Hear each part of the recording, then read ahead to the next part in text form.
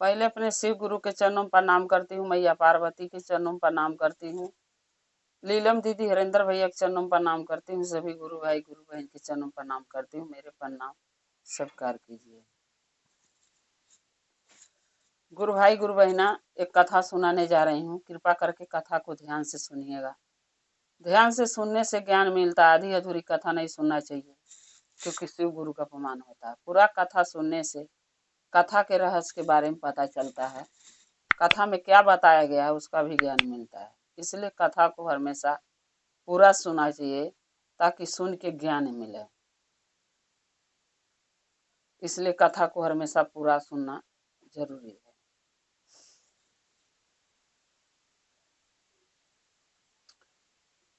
एक गांव में एक लड़की रहती थी। एक गांव में एक लड़की रहती थी। वो बचपन से शिव की शिष्या थी। उसके परिवार में माँ बाप तो शिष्या नहीं थे, लेकिन वो बचपन से जब वो स्कूल जाती थी, कहीं चर्चा भजन होता था तो उसका बहुत मन करता था कि जाके चर्चा सुनूं, भजन सुनूं। क्योंकि कोई कोई होते हैं गुरु भाई ना, जिसके मन में देवी देवता महादेव वास कर लेते हैं, तो उसका मन उस चीज में लग जाता है बचपन से। वो भी चर्चा भजन में उस लड़की का बहुत मन लगता था। स्कूल जाती थी, स्कूल से आती थी, जब चर्चा भजन कहीं होता तो वहां जाके सुनने लगती थी, फिर सुन के घर आती थी। ऐसे करते करते उसका शिव के नाव, अरे शिव महादेव में नाव के घोषणा करा ली। शिव की शिष्या बन गई और चर्चा भजन करने लगी। जो उसके माँ बाप थे लड़की के, वो बहुत दुखी रहते थे कि अगर हमारी लड़की शिव के शिष्या बनी है, शिव चर्चा में जा रही है, अगर कहीं ऐसा शिव परिवार नहीं मिला तो हमारी लड़की जाएगी तो वहाँ चर्चा भजन कैसे करेगी। बिना चर्चा भजन किए भोजन नहीं करती है, बिना पूजा किए भोजन नहीं करती, तो वहाँ कैसे करेगी। ये सोच के सब परेशान रहते थे। और अपने माँ बाप के परेशान होते हुए देख के लड़की हमेशा दुखी रहती थी। अपने माँ बाप को समझाती थी, आप लोग चिंता मत कीजिए, अगर मैं महादेव का शिष्या हूँ, उनका पूजा आराधना भक्ति करती हूँ, तो कोई न कोई रास्ता भोलेनाथ जरूर निकालेंगे हमारे लिए। वो भी समझाती थी अपने माँ बाप को। ऐसे करते करते जब समय हो गया, शादी लायक वो लड़की हो गई, तो उसके माँ बाप घर भर लगे ढूंढने। जब घर भर ढूंढने लगे तो बहुत कोशिश के बाद एक गांव में उसके लिए रिश्ता मिला, लेकिन वो शिव परिवार नहीं थे। शिव का शिष्य और चाहे शिष्या उसके घर में कोई नहीं था। तो लड़की हमेशा यही कहती थी, जब रिश्ता तय हो गया तो यही सोचती रहती थी, जब भी पूजा करने बैठती थी तो भोलेनाथ से ही कहती थी कि हे महादेव, मैं अपने मायके में तो आपका पूजा भक्ति आराधना चर्चा भजन करती हूँ, लेकिन अब मैं ससुराल जाऊंगी, मेरी शादी होने वाली है, तो वहां मैं कैसे आपके दर्शन करूंगी। कहीं रख के अगर आपके कोने में अगर पूजा पाठ आपका करती हूँ, तो उस घर में कोई शिव भक्त नहीं है, फिर लोग कहेंगे कि ये क्या कर रही है। तो मैं किसी के बिना इजाजत के आपका पूजा भी नहीं घर में कर सकती, फोटो ही रख के। तो मुझे आपका दर्शन करना है, चाहे मैं आपका भक्ति कर पाऊं ना कर पाऊं, लेकिन प्रतिदिन हे भोलेनाथ मैं आपका दर्शन चाहती हूँ, क्या आप हमें दर्शन देंगे। यही रोज डेली महादेव से कहती थी। उसके पूजा भक्ति से शिव गुरु महादेव प्रसन्न होकर एक दिन उसको दर्शन दिए। और फिर जब दर्शन दिए तो बोले कि क्या तुम मुझसे मांगती हो, क्या चाहती हो, बोलो। तब वो लड़की बोली कि हे भोलेनाथ, मैं यही चाहती हूँ कि जिस घर में मैं शादी करके जा रही हूँ, उस घर में कोई शिव शिष्य और चाहे शिव शिष्या नहीं है, यानी पूजा भक्ति वो लोग नहीं करते हैं, और मेरे माँ बाप के वो रिश्ता पसंद है। तो मैं इतना ही चाहती हूँ कि आपका पूजा भक्ति चर्चा मैं करूँ ना करूँ, करने को मिले ना मिले, लेकिन आपका दर्शन मैं रोज चाहती हूँ, क्योंकि जब तक आप दर्शन मुझे नहीं देंगे तब तक मैं भोजन नहीं करूंगी। अब शिव गुरु दुविधा में फंस गए, सोचने लगे अगर मैं इसको दर्शन नहीं दूंगा तो ये भोजन नहीं करेगी, जब भोजन नहीं करेगी तो जिएगी कैसे। तब महादेव बोले कि ठीक है, मैं तुम्हें वचन देता हूँ कि तुम्हारे ससुराल में प्रतिदिन हम एक भिखारी के भेष बदल के आऊंगा और तुमसे भिक्षा मांगूंगा। भिक्षा होगा तो देना, नहीं होगा नहीं देना, लेकिन उस टाइम जब मैं आऊंगा तो ये सोच लेना कि तुम्हारे शिव गुरु रहेंगे, इसलिए तुम्हें हमारा दर्शन होता रहेगा प्रतिदिन। महादेव उसको वचन दे दिए अपने शिष्या को। फिर महादेव भी उससे वचन लिए कि तुम भी वचन मुझे दो कि दर्शन मेरा जब पाओगी, मुझे देखोगी, तो सर झुका के प्रणाम ऐसे कर लोगी, लेकिन ये बात किसी से नहीं बताओगी कि तुम मुझे प्रणाम क्यों करती हो, मैं कौन हूं और किस लिए आता हूं। लोग को यही दिखना चाहिए कि मैं एक भिखारी हूं, भीख मांगता हूं, लेकिन किसी को पता नहीं होने देना कि मैं तुम्हारा गुरु हूं, शिव गुरु हूं, महादेव हूं और तुम मेरी शिष्या हो। ये पता नहीं लगने देना, खाली प्रणाम करना, अपने घर में चले जाना, तब मैं तुम्हें दर्शन दूंगा। अगर ये बातें तुम किसी से, अपने पति से, चाहे घर में किसी से भी बोल दोगी, तब मेरा दर्शन तुम्हें नहीं होगा। तब वो लड़की महादेव के वचन दी, बोली भोलेनाथ मैं आपका दर्शन चाहती हूँ, सो मुझे दर्शन चाहिए, लेकिन मैं ये बात किसी से नहीं कहूंगी, चाहे कितनों भी मेरे ऊपर संकट आए, दुख आए, लेकिन ये बात मैं किसी से नहीं बताऊंगी। कब तक? जब तक आप अपने मुंह से नहीं कहेंगे आके। महादेव बोले ठीक है। भोले बाबा वचन उसको दे दिए। वो लड़की शादी करके अपने घर गई।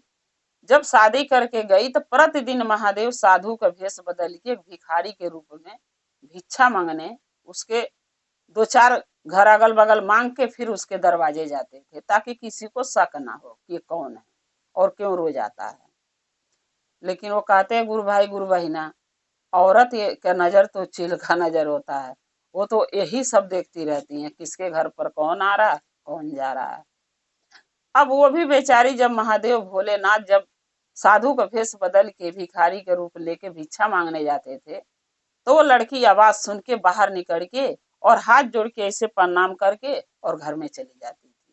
भिक्षा नहीं देती थी, क्योंकि भाई सास ननद के बिना इजाजत के कोई बहू कैसे जाएगी देने, वो भी नहीं देती थी। लेकिन 1 दिन 2 दिन 10 दिन जब ये बात ही देखते देखते लोग देखने लगे, तब उसकी सास ननद ध्यान लगी करने उस लड़की के, ये भिखारी प्रतिदिन आता है और मेरी बहू घर में से निकल के हाथ जोड़ के उसको प्रणाम करके घर में चली जाती है। ये हो ना हो, ये दोनों का कोई यानी गलत विचार मन में, गलत भावना लोग बैठा लिए कि दोनों का कोई न कोई संबंध होगा, जिसके वजह से वो आता है और ये प्रणाम करती घर में चल जाती है। ये दोनों के बीच में रिश्ता क्या है? रिश्ता तो था एक गुरु एक शिष्या का, लेकिन किसी के सोच पर कोई का पहरा नहीं है। कौन किसके बारे में क्या सोचता है, क्या समझता है, वो तो जो सोचता है वही जाना है, दूसरा कोई तो जान नहीं सकता। अब वो रोज इस दिन देखने लगे।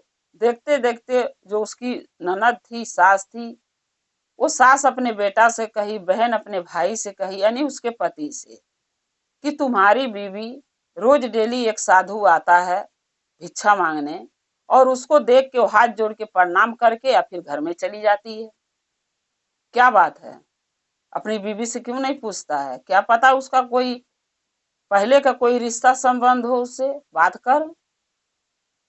तब वो लड़का बोला, यानी वो लड़की का पति अपनी माँ से, बहन से, कि देखो, अगर किसी को हाथ जोड़ के प्रणाम करना कोई गुनाह नहीं होता है, पुण्य का काम होता है। चाहे वो भिखारी हो, चाहे कोई इंसान हो, चाहे कोई पंछी हो, जीव जंतु हो, अगर हम उसको देख के प्रणाम कर लिए तो हमें अच्छा ही काम हम करते हैं, बुरा नहीं करते हैं। अगर वो इंसान से वो बोलती, कुछ कहती, चाहे भिक्षा देती, चाहे घर में बुला के बैठाती, तो मैं शक करता, उससे पूछता कि तेरा एक क्या लगता है, क्या रिश्ता है जो मेरे घरे आता है। वो भीख मांगने आते हैं, बाहर खड़े रहते हैं, भीख भी नहीं देती है, वो खाली हाथ जोड़ के प्रणाम करके घर में चली जाती है, तो उसमें क्या बुराई है? हमें तो नहीं लग रहा कि मेरी बीवी गलत है। अपनी माँ से, बहन से वो लड़का बोला। अब माँ बहन ने सोच लिया कि मेरी बात तो ये सुनेगा नहीं, न पता कौन सी घुट्टी पिला रखी है मेरी बहू। अब वो क्या सोची कि अब बूढ़ो यानी उसके बाप से कहेंगे लड़के के। उसकी माँ अपने पति से बोली कि हमारी बहू ऐसे ऐसे करती है, और लड़के से जब बोली तो वो मना कर दिया। वो कहता मेरी बीवी गलत नहीं है, मेरे को भरोसा अपने बीवी पर। न पता क्या पट्टी पढ़ाई है, कुसी के बात ही सुनता है। तब जो उस लड़का के जो बाप था, नहीं लड़की का ससुर, तब बोला अच्छा मैं बात करूंगा, तुम लोग रहने दो। फिर वो अपने बेटा से पूछा कि तेरी बीवी प्रणाम क्यों करती है, सर क्यों झुकाती है, क्या बात है, वो कौन आदमी है जो रोज डेली आता है दरवाजे? भिखारी तो नहीं लगता, क्योंकि रोज डेली कोई भिखारी एक ही दरवाजे तो नहीं जाएगा। तब वो लड़का बोला आस पास भी तो भीख मांगते हैं, बस ये फर्क है कि आस पास के लोग भीख दे देते हैं, हमारे घर का कोई भिक्षा उनको नहीं देता है। हमारी बीवी उनको प्रणाम करके चली जाती है, तो उसमें बुराई क्या है? मैं तो नहीं जानता हूँ मेरी बीवी कुछ उससे बोलती है कहती है जो मैं पूछताछ करूं। मेरे को अपने पत्नी पर पूरा भरोसा है। यानी बाप को भी वही जवाब वो लड़का दिया। अब सब परिवार में सोच लिया कि तो अपनी बीवी की सेवा किसी का नहीं सुनेगा, और इस कर ऐसे ही अगर चलता रहा तो मेरी इज्जत चली जाएगी मेरे खानदान का। अब बताइए गुरु बहना, किसी को प्रणाम करने से घर की इज्जत कैसे चली जा रही है? वो तो मान सम्मान है जो लड़की वो दे रही है वो महात्मा के। हम जानते हो महात्मा, लेकिन उसके नजर में तो वो महादेव थे ना, तो प्रणाम करती थी। इस बात के लेके घर में बहुत बड़ा बवाल हो जाता है, क्योंकि लड़का जो था वो लोग परिवार का बात सुनना नहीं चाहता था, बीवी पर अंधविश्वास करना नहीं चाहता, क्योंकि अपनी पत्नी पर उसको भरोसा था। अब इस बात के लेके घर में बवाल हुआ, तो एक दिन ने उसके माँ बाप ने सोच लिया कि जो बेटा मेरी बात नहीं मानता, मेरी बातें नहीं सुनता है, घर की इज्जत के मान सम्मान के उसको परवाह नहीं है, उस बेटा के जीवित रखना कोई जरूरी नहीं है, उसको जान से ही मार देते हैं। अब बताइए, जो माँ बाप बच्चे को जन्म देते, पोस पाल के बड़ा करते हैं, छोटी सी बात के शक मन में करके और बच्चे को जान से मार देते हैं। अब परिवार में माँ बाप बहन भाई सब मिलके अपने बेटे को उन्होंने मार दिया जान से। खाना बना था, खाना में कुछ ले आके डाल दिए, और लड़का पहले खाना खाया और खा के खत्म हो गया, जो कि उसी भर का भोजन उस था, उसी में डाल दिए थे। जब वो मर गया लड़का, तब ये लड़की क्या करे, क्योंकि उसके तो पति ही था, सपोर्ट देता था, उसका सहायता करता था। अब वो लगी रोने बैठ के वहां, रोने लगी। ये बात महादेव को पता चल गया कि हमारे शिष्या के सुहाग उसके परिवार वाले उजाड़ दिए, बस इतनी सी बात के लिए, क्योंकि अपने पत्नी पर वो भरोसा करता था, परिवार का नहीं सुना। अब वो क्या किए, महादेव फिर साधु का भेष बदल के फिर आए उसके घर भिक्षा मांगने। जब भिक्षा मांगने आए तो आंगन में वो रो रही है, लाश के लगे बैठ के। परिवार का कोई नहीं था वहां पे, सब अगल बगल खड़े होके हुए थे, बैठे हुए थे, वहां पर कोई नहीं था, वही अकेली लड़की थी। जब फिर महादेव बोले भिक्षा दे दो, जब फिर आवाज लगाए, तब वो लड़की फिर निकल के पति के लगे से लाश छोड़ के उठ के फिर उनको देख के हाथ जोड़ी, प्रणाम करी सर झुका के, फिर जाके अपने पति के लगे बैठ गई। फिर घर वाले लगे कहने कि देखो ये साधु से मिली हुई है, कोई न कोई संबंध रिश्ता इससे है नहीं। जिसका पति मर जाएगा वो पति की लाश छोड़ के महात्मा के प्रणाम करने नहीं जाएगी लेडीज, लेकिन इसका कोई न कोई संबंध है। जब ही ये उठ के लाश छोड़ के देखो आई, हाथ जोड़ी प्रणाम करी, फिर जाकर रो रही है बैठ के। ये बात जब भोलेनाथ अपने कानों से सुन लिए, तब सोचने लगे कि तो बहुत बड़ा उसके ऊपर इल्जाम लगा है। तब देवों के देव भोलेनाथ बोले, यानी महात्मा जी, कि काहे आप लोग शक कर रही हैं, क्यों कह रही हैं ये सब बातें, बुरी बातें क्यों बोल रही हैं उसके लिए? वो तो लड़की निर्दोष है। अरे हम महात्मा हूं, अगर मेरा प्रणाम वो कर लेती है तो इसकी मतलब ये नहीं है कि मैं गलत हूं वो गलत है। एक भगत और भक्तिनी के रिश्ता है, आप क्यों ऐसे सोच रहे हैं? अब सब लगे कहने अरे बड़ा आया भक्त बन के, बड़ा आया भक्तिनी बनने वो आई है। अरे दोनों पापी हैं, इन दोनों के मार दो। अब सब ने क्या किया कि वो महात्मा को पकड़ लिया, लड़की को घर से निकाल के लाए और पुलिस के फोन किए, पुलिस आ गई, कहा जे दोनों के बंदी बना देंगे, बनवा दो, यानी जेल भेजवा दो। तब वो भोलेनाथ बोले, यानी महात्मा, कि जो कसूर है मेरा है, उस लड़की का क्या कसूर है? न मैं आपके दरवाजे आता, न वो हमें निकल के प्रणाम करती, तो हम आज से आपके दरवाजे नहीं आएंगे, जो सजाई देना हो मुझे दे दो, लड़की के छोड़ दो। वही कोई अच्छा भी व्यक्ति था, बोला ठीक है तुम आते हो, गलती तुम्हारी, क्योंकि लड़की तो चल के तुम्हारे घर जाती नहीं है, तुम आते हो, गलती तुम्हारी है, तुम्हें ही जेल भेजेंगे। अब वो महात्मा के यानी शिव गुरु के लोग जेल भेजवा दिए। एक भगवान को जेल लोग डाल दे रहे हैं। जब वो जेल पहुंचे तो वहां रुकने वाले थोड़ी न है, वो तो जेल से निकल गए। भाई भगवान कहीं जेल में बंद रहेंगे? वो जेल से फिर निकल के और फिर उस लड़की के अपनी शिष्या के घर आ गए। घर आए गए, फिर आवाज दिए, फिर सब कोई निकला, बोला रे महात्मा तो हमने बंद करवा दिया था जेल में, ये बाहर कैसे निकल गया? तब महादेव बोले यानी वो महात्मा कि देखो मैं कोई साधारण इंसान नहीं हूँ जो तुम लोग मुझे जेल में डालोगे और मैं वहां बैठे बैठे अपने शिष्या का दुख देखता रहूंगा, अपने भक्त का दुख नहीं। मैं कोई साधारण इंसान नहीं हूँ, और मैं अपने जो ये भक्त मेरी है इसका सहायता करने आया हूँ। तब लोग बोले अरे बड़ा सहायता करने आया है, देखो ना आ गया है, उसका हम हिम आई थी। फिर वो बोले अपने यानी उस लड़की को कि बेटा तुम थोड़ा सा लाश से साइड हट जाओ। महादेव क्या किए, अपने कमंडल से जल लिए, उस लड़के पर छींटा मार दिए। जब छींटा मार दिए तो लड़का के प्राण जो निकल गया था वो वापिस पड़ गया, वो जीवित हो गया। जीवित होके जब उठ के बैठ गया वो लड़का, तब सब बोल रहे हैं अरे ये तो चमत्कार हो गया, ये साधु जरूर कुछ न कुछ जानता है, ये साधु है कौन, ये महात्मा है कौन? सब बोलने लगे, विचार करने लगे। तब वो जो महादेव थे वो बोले कि हमें आप लोग देखना चाहते हैं, जानना चाहते हैं मैं हूँ कौन? सब बोले हाँ मैं आपको देखना चाहता हूँ, जानना चाहता हूँ, आप कौन है? आप अगर कोई भगवान है, कोई देवता है तो अपने असली रूप में आइए। फिर वो महात्मा अपने असली रूप में आए और अपना दर्शन सबको दिए। जब शिव गुरु के लोग के देख लिए, लोग देख लिए उसके घर वाले कि ये तो महादेव असली रूप में अपने आ गए, तब सब ने क्षमा लगा मांगने, पूरा परिवार क्षमा लगा मांगने कि हे भोलेनाथ हमें माफ कर दीजिए, क्योंकि हमें नहीं पता था कि आप हैं। हमने आपके ऊपर शक किया, आपके भला बुरा बोला, आपके ऊपर इल्जाम लगाया, आपके साथ साथ हम अपने बहू पर भी इल्जाम लगाए, और इस शक का घेरा इतना बड़ा हम लोग बांध लिए, इतना हम मन में बैठा लिए कि अपने ही हाथ से अपने बेटा को जान से मार दिए, क्योंकि हमको लगा कि हमारी घर की मान सम्मान इज्जत चला जाएगा हमारे बहू को वजह से। आपसे ऐसे ही आप आते रहे, प्रणाम करती रही।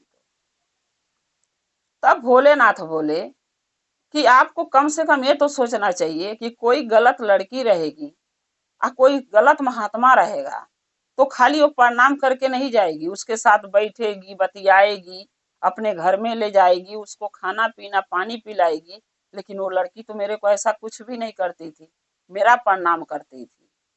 तब सब पूछने लगे आखिर ऐसा क्यों, ये बात क्यों छुपाई हमसे? तब भोलेनाथ बोले कि हमने उसको उससे वचन लिया था, हम वचन दिए थे, क्योंकि वो शिव की शिष्या, हमारी शिष्या है, बचपन से भक्ति आराधना पूजा हमारे करती है, चर्चा भजन करती है। लेकिन आपके घर में जब शादी हुआ तो आप लोग शिव शिष्य नहीं थे। वो सोचने लगी कि हम महादेव के बिना प्रणाम किए, बिना पूजा किए कैसे खाऊंगी, अगर पूजा करती तो आप लोग और उसको भला बुरा बोलते। इस कारण से वो मुझसे बोली कि हे महादेव हमके रोज आपका दर्शन चाहिए, आपका दर्शन कर लूंगी, प्रणाम कर लूंगी, तभी मैं भोजन करूंगी। तो क्या मेरा कर्तव्य नहीं होता अपने शिष्या के जीवन बचाना? अगर मैं नहीं आता प्रतिदिन, मुझे नहीं देखती, नहीं प्रणाम करती थी, अपना जान इसका चला जाता, मर जाती है, हमें तो उसको बचाना था। सो हमने वचन दिया कि प्रतिदिन तुम्हारे दरवाजे भिखारी के भेष बदल के आऊंगा, तुम्हें दर्शन दूंगा। सो मैं आता रहा, और इससे मैंने वचन लिया कि ये बात किसी को पता नहीं चलना चाहिए कि मैं महादेव हूँ, तुम मेरी शिष्या हो और मैं तुम्हें दर्शन देने के लिए आता हूँ। क्योंकि अगर मैं ये बात ये बता देती किसी से तो मैं इसको दर्शन नहीं देता आके दरवाजे। इस कारण से बताई नहीं है, क्योंकि मुझे वचन दी थी, और आप लोग ने कुछ भी सोच लिया। एक गुरु के और एक शिष्य के बारे में ऐसा बुरा आप लोग सोचे कि ये माफी के काबिल नहीं है। अब सब कोई ने महादेव के चरणों में पड़ गए और सब बोलने लगे कि आज से मैं गलत नहीं सोचूंगा, मुझे क्षमा कर दीजिए। तब वो लड़का बोलता है कि हे भोलेनाथ, हमें आप पर भरोसा था, हमारे बीवी पर भरोसा था, इसलिए मैं शक नहीं किया अपनी पत्नी पर। अनाज शक करने की वजह से मेरे माँ बाप मुझे जान से मार दिए कि मेरा बेटा मेरा नहीं रह गया, बीवी का सुनता है। तो हे भोलेनाथ, अगर मैं आपके लिए इतना मन में भावना और अच्छाई रखता हूँ, प्रार्थना विनती करता हूँ, अपनी पत्नी पर भरोसा करता हूँ, तो मैं हाथ जोड़ के कह रहा हूँ कि मेरे माँ बाप के, भाई के, बहन के सबको क्षमा कर दीजिए। जो भी ये लोग मेरे साथ बुरा किए तो मेरे साथ किए हैं, कोई बात नहीं, हम इनको माफ कर देते हैं, आप भी माफ कर दीजिए, क्योंकि मेरे माँ बाप हैं, ये मेरी बहन है, ये मेरा भाई है, ये मेरे सब अपने हैं। अगर मेरे अपनों के आप कष्ट देंगे, चाहे उनको कोई सजाई देंगे, तो हमें बोझ लेके जी नहीं पाएंगे। उस लड़के के या उस लड़की भी बोली है भोलेनाथ, हे महादेव, अगर हमारी भक्ति में, पूजा पाठ में थोड़ी भी अच्छा हम आपका भक्ति किए हैं तो हमारे परिवार को क्षमा कर दीजिए। दोनों के पति पत्नी के वजह से महादेव उसके माँ बाप के, बहन के, भाई के माफ कर दिए और बोले कि ये वचन दो कि दोबारा ये भूल नहीं करोगे। एक भक्त के, एक शिष्य के बीच में गलत भावना नहीं लाओगे, अच्छा विचार लाओगे, अच्छा भावना लाओगे और अच्छा सोचोगे। सब ने वचन दिया, पूरा परिवार, की हम आज से ये गलती नहीं दोहराऊंगा और हम आपका शिष्य और शिष्या बनेंगे पूरा परिवार, और हमारी बहू आपके पूजा पाठ आराधना करेगी, मुझे कोई इस चीज से इतराज नहीं रहेगा, कोई परेशानी नहीं होगी। सबने महादेव के वचन दिए, माफी मांगे। महादेव भोलेनाथ अपने कैलाश को पधारे, चले गए और ये लड़की और उसका पति और उसका परिवार सब शिव शिष्य और शिष्या बन गए और महादेव का पूजा भक्ति आराधना उसी दिन से उसके घर में चालू हो गया, महादेव का चर्चा भजन। तो इसीलिए कहते हैं गुरु भाई गुरु बहिना, कुछ काम ऐसे होता है जो हम सोचते हैं कि गलत है, लेकिन वो गलत सोचने से नहीं होता है, उसको समझना चाहिए, जानना चाहिए कि मेरे परिवार में मेरी बहू हो, बेटी हो, पहले उसको समझो, जानो वो है कैसी, उसके बाद इल्जाम लगाओ। जरूरी नहीं है कि हर इंसान गलत होता है। सबसे पहले गलती तो अपने खुद के अंदर होती है कि कोई भी बात देख के हम उसके लिए हमेशा बुरा विचार मन में ला लेते हैं कि ये इंसान बुरा है, जो कि नहीं सोचना चाहिए। अगर ये सोचे हम कि हम सही हैं तो वो भी इंसान सही है, तो कोई गलत विचार, गलत व्यवहार किसी के लिए नहीं बनाएगा, नहीं करेगा उसके साथ। तो गुरु भाई गुरु बहिना, जैसे शिव गुरु भोलेनाथ वो अपने शिष्या को दर्शन देते थे, उसके घर जाते थे एक भिखारी बन के, एक महात्मा बन के, वैसे पूजा भक्ति कीजिए सच्चे मन से, ताकि भोलेनाथ महादेव हमारे भी घर पधारे, हमें भी दर्शन दें, हमें भी उनका दर्शन के अवसर मिले। गुरु भाई गुरु बहिना, अब ये चर्चा अपने गुरु के चरणों में रखते हुए मैं ये कह रही हूँ, अगर ये मेरा चर्चा आपको अच्छा लगा तो कमेंट में लिख के जरूर भेजिएगा। चैनल को सब्सक्राइब कर लिए, जो मैं वीडियो डालती हूँ नया नया वो आपके पास पहुंचती है, आप लोग देखते रहें।